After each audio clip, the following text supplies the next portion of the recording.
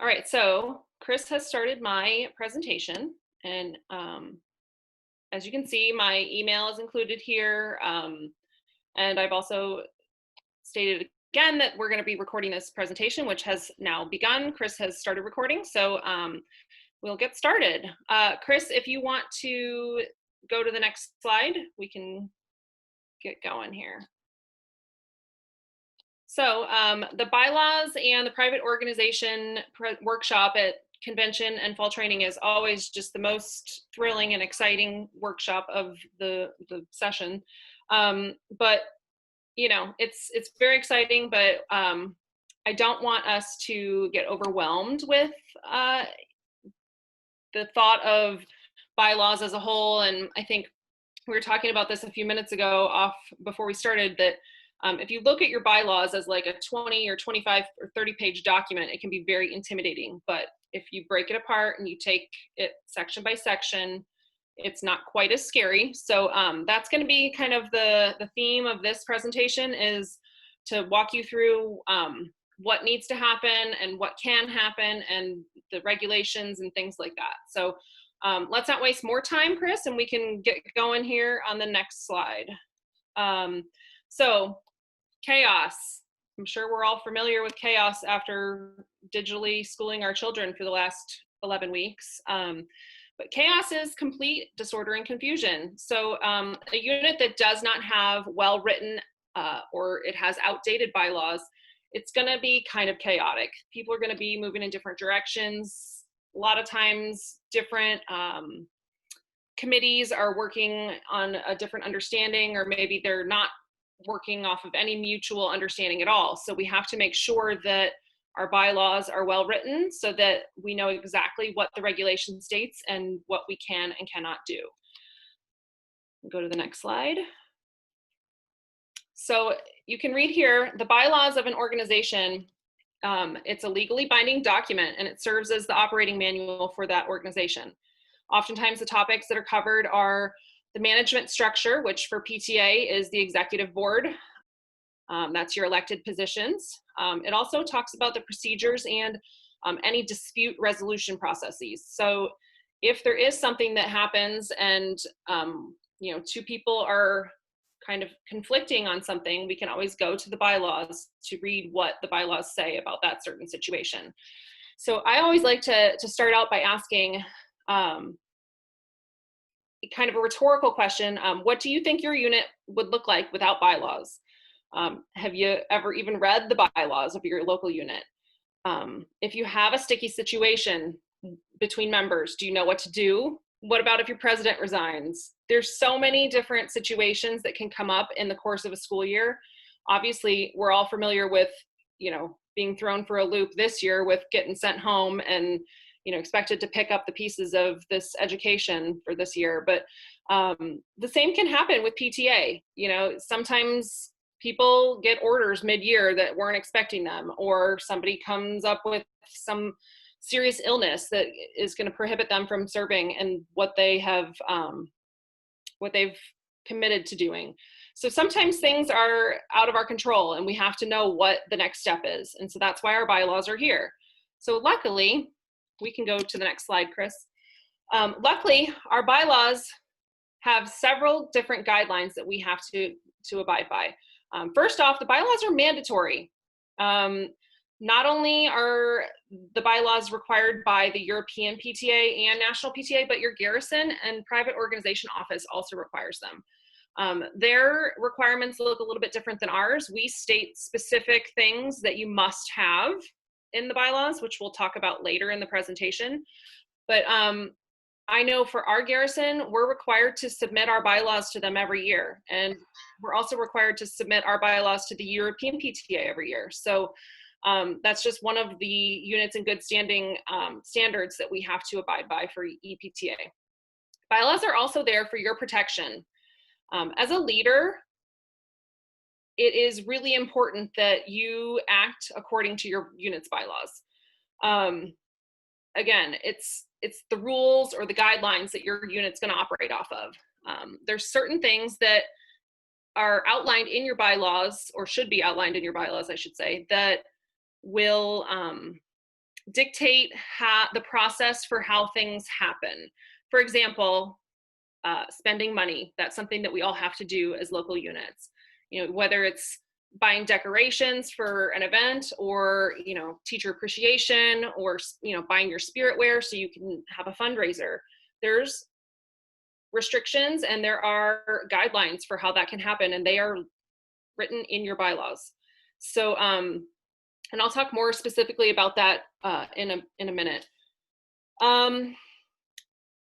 The bylaws are the only thing that matters in a dispute. So I remember my first convention that I went to, the president talked about this quite a bit. She said, you know, if something happens with, you know, your treasurer or anybody in your unit, and European PTA has to come in and step in, they're going to go to your bylaws first thing, and they're going to look at what it says.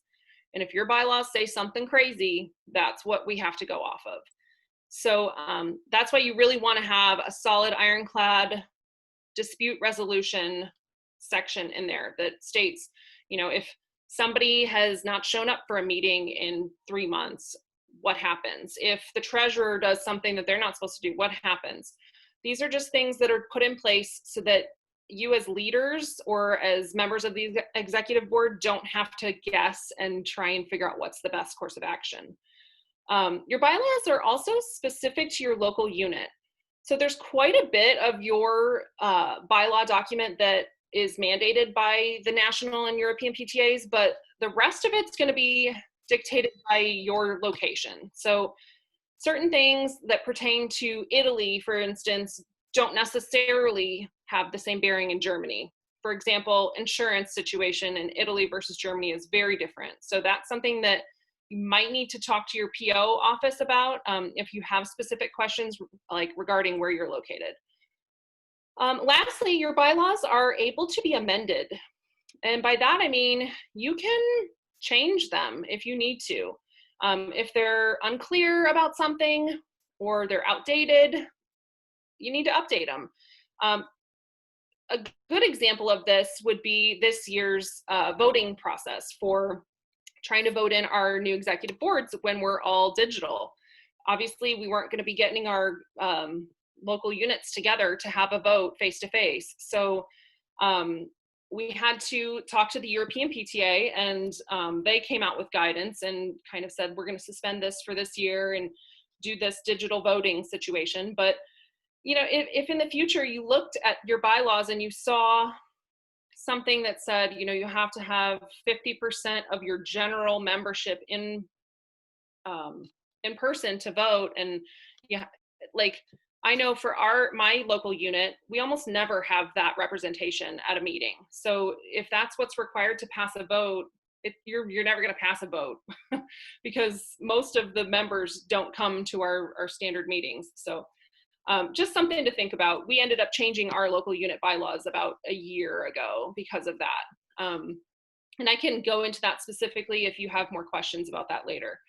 So let's go to the next slide.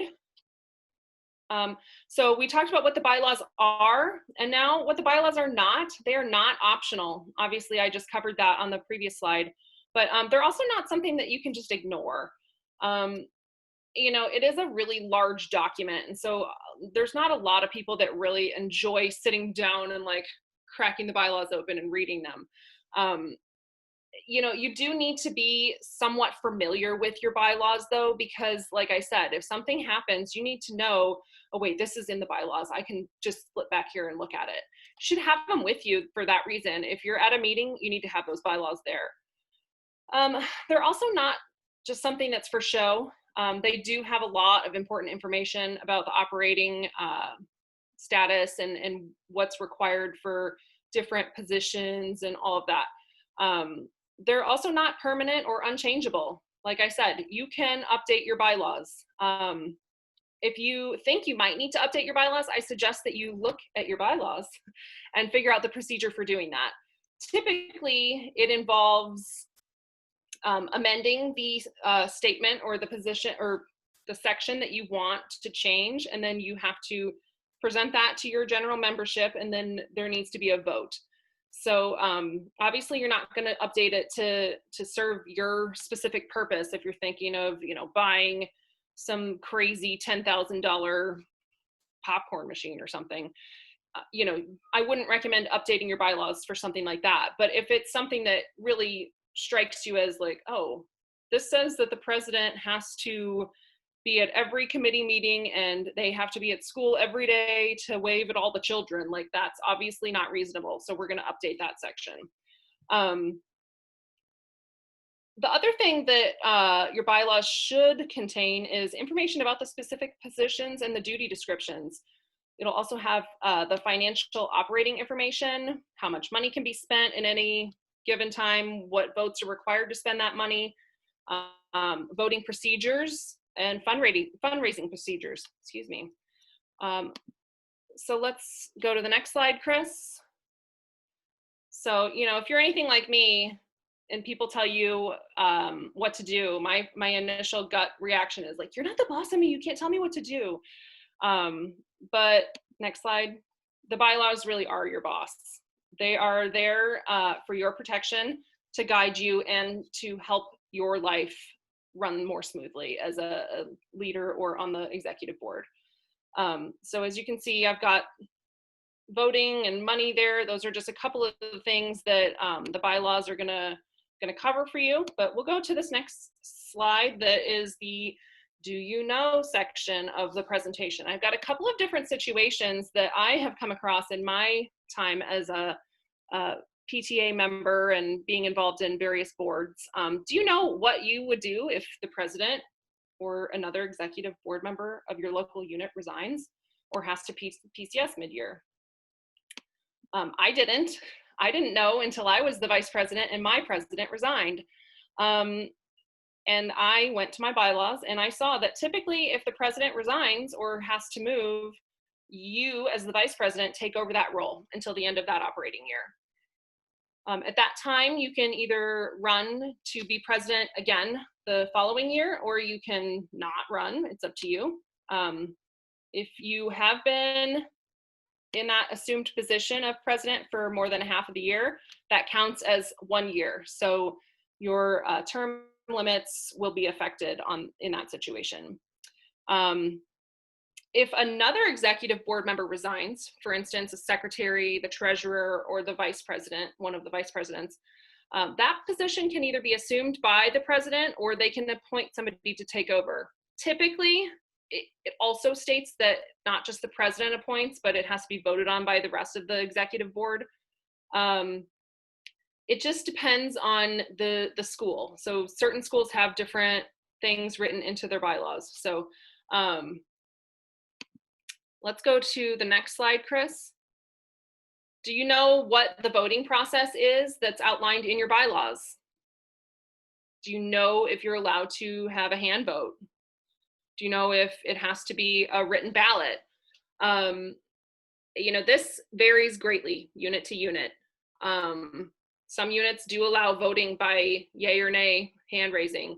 I know my unit does, but we're a smaller unit. Our school's pretty small. Typically, we have the same group of people, give or take 3 or 4 each meeting.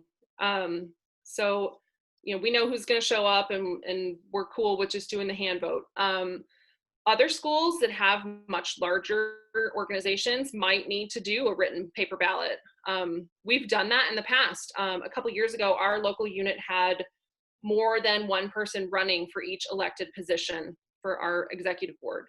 So in that situation, we printed out ballots for everybody and took a paper vote because to avoid conflict, we felt like it was best to have it be an anonymous vote. As far as I'm aware, there's no voting by proxy permitted in any PTA unit. That just means that the member must be present at the meeting to vote.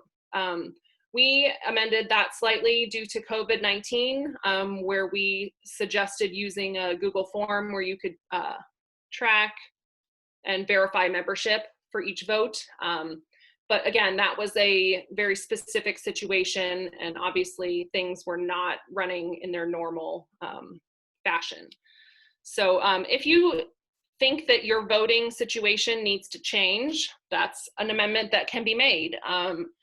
Again, I recommend talking about it at a meeting before presenting the new phrasing, just to make sure that everybody understands and is aware of the situation and why that would be changing.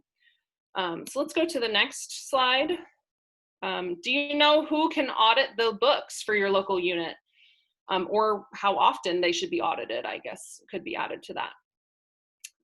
For a lot of local units, the answer is as easy as just having 3 non-interested people review the books and sign an audit document, excuse me. A non-interested person is just a member of your local unit that's not in an elected position. So, you know, you can have your spiritware person and 2 other people do it. Just can't be that president, the vice president, for obvious reasons. Other units are required to have a CPA do an official audit. That is something that if your unit is required to do that, I'm sure you've got contacts from previous years that have performed that for you. In Europe, a lot of the rules that govern the local units in the States are a little bit different because we have a unique situation over here. Obviously, obtaining insurance isn't quite as easy as it might be in the States. For us in Germany and Italy and places where, you know, English is not the first language, it's a little bit more difficult to figure out, like, is there a company that can do this? And typically, the people that were used in the year before will be the people that you'll still go with just because of our situation overseas. So, yeah, let's go to the next slide. So, do you know how much money your unit can spend without having to vote?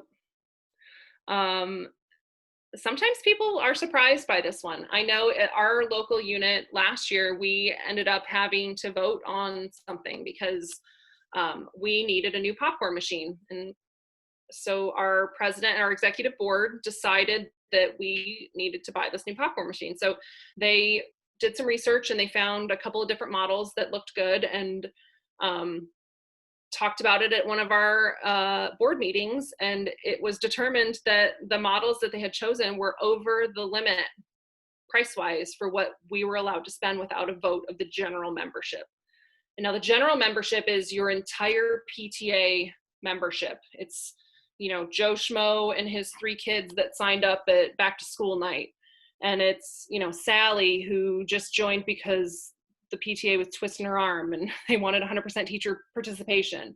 You know, and obviously I'm kind of joking, but that does happen. And we have people that join and give us their monetary support that don't ever come back. And so those people still are allowed to have their votes counted. If they want to vote, they can. If they don't vote and we don't have the amount of membership present at the meeting to vote on something, then you're not buying the popcorn machine because you haven't passed the vote. So in that situation, we had to look at what our bylaws said. And that was one of those situations where we talked very seriously about amending the bylaws, because I don't know if it's typical for every local unit, but I know at least at ours, we don't get a lot of general members at our meetings every month or every quarter. So we ended up talking about it. I don't think we ever changed it, but it was definitely a very long conversation that we had about you know, the expenditures and what is allowed. So our local unit allows the president to spend up to $200 with no vote. The executive board can vote and approve an expenditure up to $500. And then anything over $500.01 is required to have a general membership vote passing by at least 50%. So when you don't have 50% of your general membership showing up to meetings, obviously you're not going to get that 50% who vote in favor. So that was an issue that we ran into. The vote did not pass, and so we didn't buy the new popcorn machine. So that's something that we're going to have to talk about in the future. But, you know, just so you're aware, situations do come up where you're going to have to look in the bylaws and possibly it's going to change your course of action for what you guys do as a board. So let's move on. If it's written in the unit bylaws, you have to keep it in mind as you operate your unit. They are the rules. This goes from, you up at the top all the way down to, the newest member who just joined and doesn't know anything about PTA or your school that just moved here maybe. If anybody's trying to get involved and they're not following the rules, just know that the bylaws have your back. That's just a little reminder page. So we're going to move on to the next page. This is the part that always freaks everybody out. If you need to change your bylaws for any reason, whether your bylaws are a hot mess and haven't been updated since 1997, or they just like kind of got lost in the shuffle, and what's on the internet is really not representative of what your unit should look like, or maybe you don't have all the required sections. Here's what you do if you have to change your bylaws. You can see most people think that updating bylaws is going to be like doing calculus or counting cards or super difficult. It's really not that hard as long as you stay the course and follow the guidelines that are available to you, which is I can walk you through it basically. If you're going to change them and you have any questions, you can always email me. So you might be thinking, oh my gosh, help me. I'm totally freaked out. Don't think that. Amending your bylaws is not as easy as editing your document, but if there are areas in the bylaws that need to be changed, they've been identified as outdated or inappropriate to the unit and its operations now, the executive board should work together to draft a new or updated section that's then going to be voted on at a general membership meeting. So typically, and it usually says in the bylaws, but typically what happens is the executive board will draft up this new section or this updated section, and then it will be presented at a meeting. And it's presented to anybody who is a member of your unit. So I think what we've done in the past is we've posted it on our Facebook, we've sent emails, it's available at the meeting, and then at the following meeting, so the next month, we'll vote on it. So everybody has a chance to read the new section.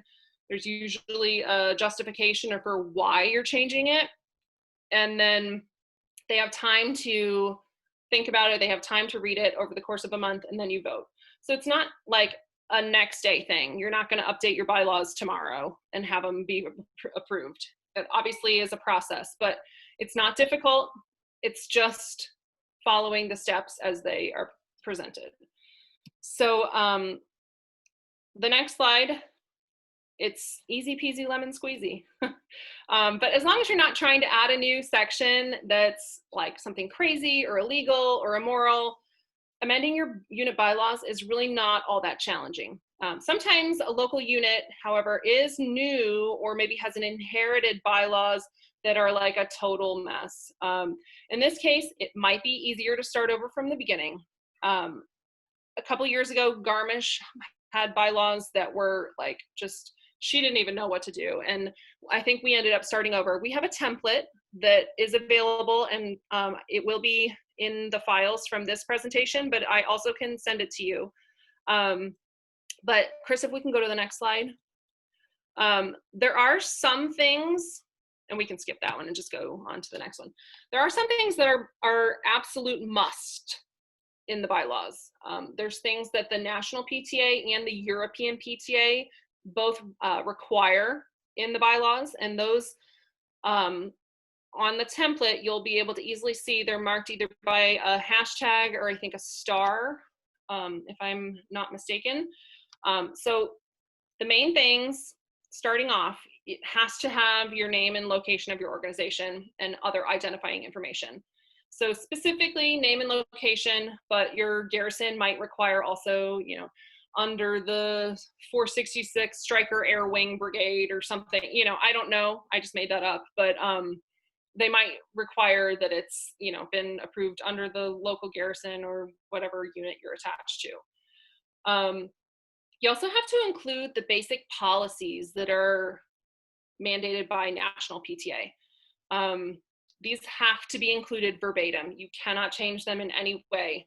If you don't have them, they're in the template that is available after the workshop. There you go, that's my email. You're also required to have your local unit's relationship to national and European PTAs. This again is a verbatim section that's located in the template. Most of the units that I think are represented here already have these in their bylaws. I've read through most of your bylaws already, but just double check, because sometimes things, you know, with computer, sometimes things get highlighted and deleted on accident, and you never know.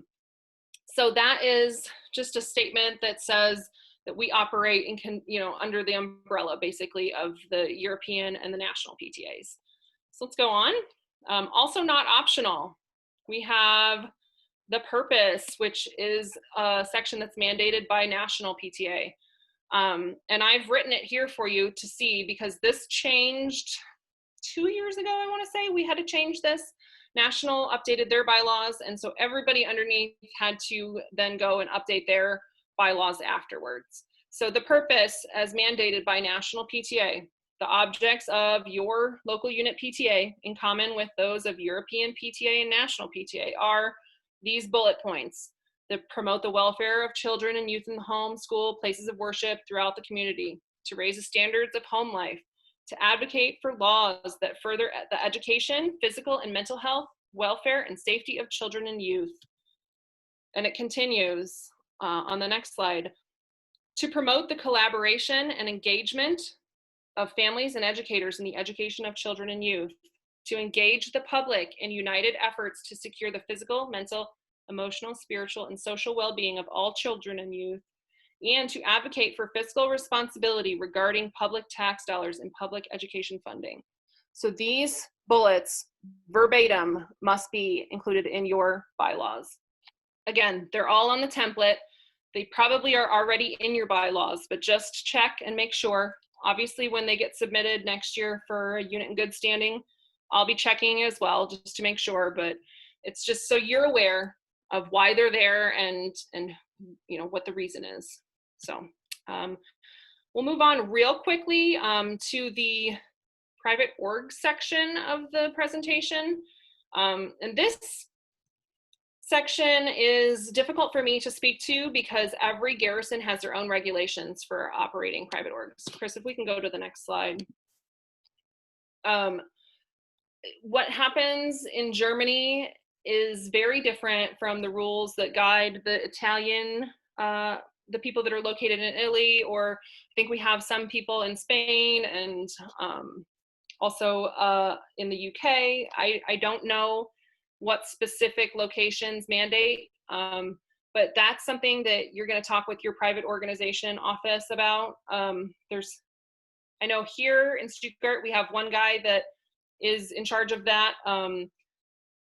That's the person that you need to get in touch with. You're most likely already in touch with that person, so just shoot them an email and just make sure that you've got everything covered. Private org is who is in charge of granting permission for fundraising specifically. So this is somebody that you're going to be in contact with quite a bit throughout the year. I know locally we have to submit requests like 30 days out, and then, you know, sometimes at least 30 days out, I should say.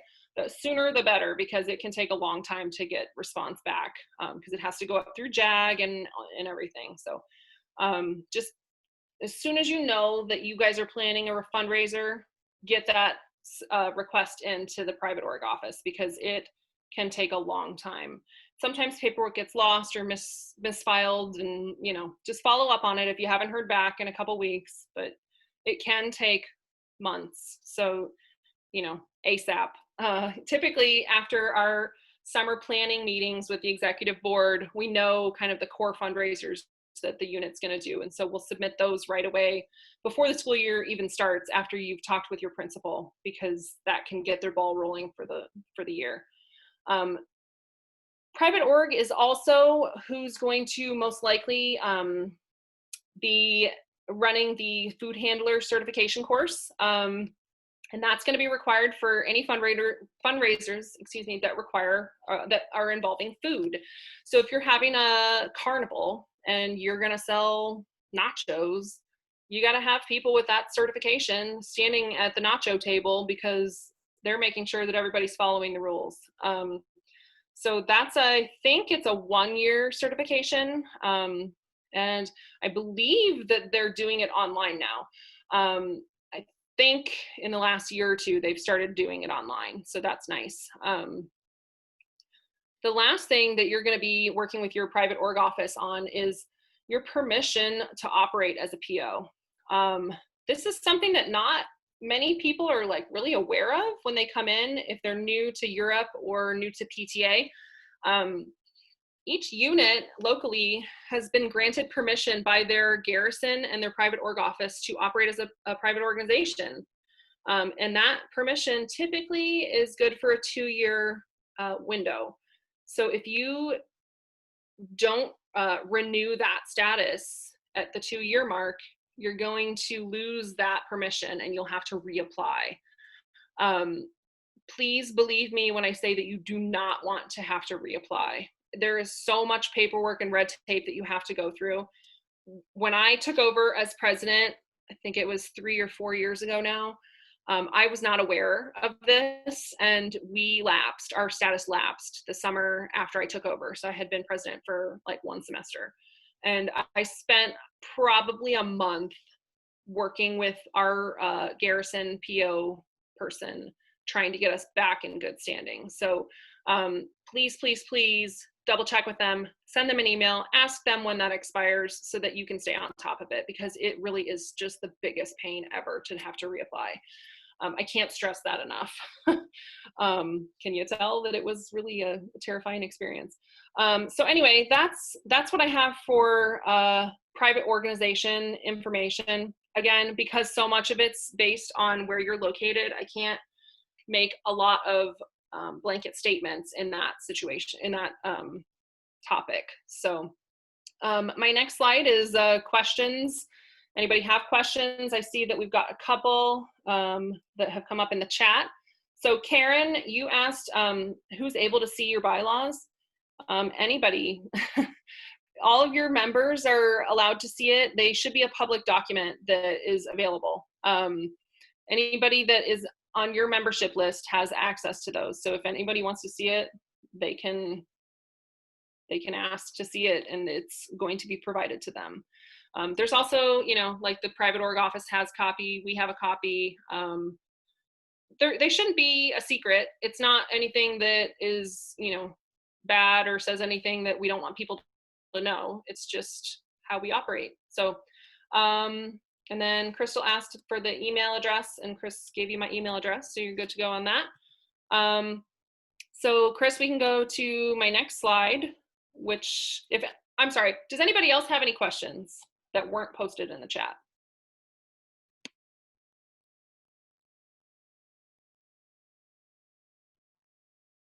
No? If you do, you can always send me an email, or you can throw it in the chat here while we go over some of the office housekeeping stuff here on the next slide. So just a couple reminders. Don't forget to do the exit ticket for the workshop. You have to answer all the questions to get credit for attending my session. I put 2 questions in there that pertain to the topics that we talked about. So hopefully you can answer those. If not, I don't know what to tell you. Other reminders are, don't let bylaws and private org regulations stress you out. It can be intimidating, but I'm here to help, and I know that Chris is always available and willing to help as well if I can't be reached. Now that it's summer, I'm much more available. I'm working during the school year, so I'm not exactly available during the school day, but after school, I'm always around. So another reminder, refer to your unit bylaws often, maybe even bookmark sections that are important. When I took over as president, I printed them out. You should have them printed out anyway, but I printed out a copy for myself so that I could read through and highlight things that seemed weird, or things that I thought I might need, or just, interesting things that you see. And don't forget to reach out for help if you need it. I'm just an email away. eptabylaws@gmail.com. I'm not intimidating, and I'm not afraid to look through your bylaws and tell you what needs to change or be updated or get deleted. But so if you go to the next slide, Chris, there's the links for the exit ticket, and they're the same. One's just a shortened version. So are they able to click on that through the presentation, I think? The PDF version that is in the shared materials will be clickable. Okay. So that's the link that you posted in the chat, yes? Yes, ma'am. Perfect. Okay, so yeah, just it's a Google form. So you're just going to go in and fill that out to get you credit and say that you're a bylaws guru. And then my last slide is just a bye-bye slide. Just don't forget that we recorded the workshop, and you can go onto the EPTA website in probably a day or two to have the whole slide deck for anybody that didn't attend the presentation. I think you guys are all going to have it in the shared materials. So anyway, that's it. I hope you guys enjoyed. I know it's not the most exciting, but hopefully it wasn't too dry and we all stayed awake.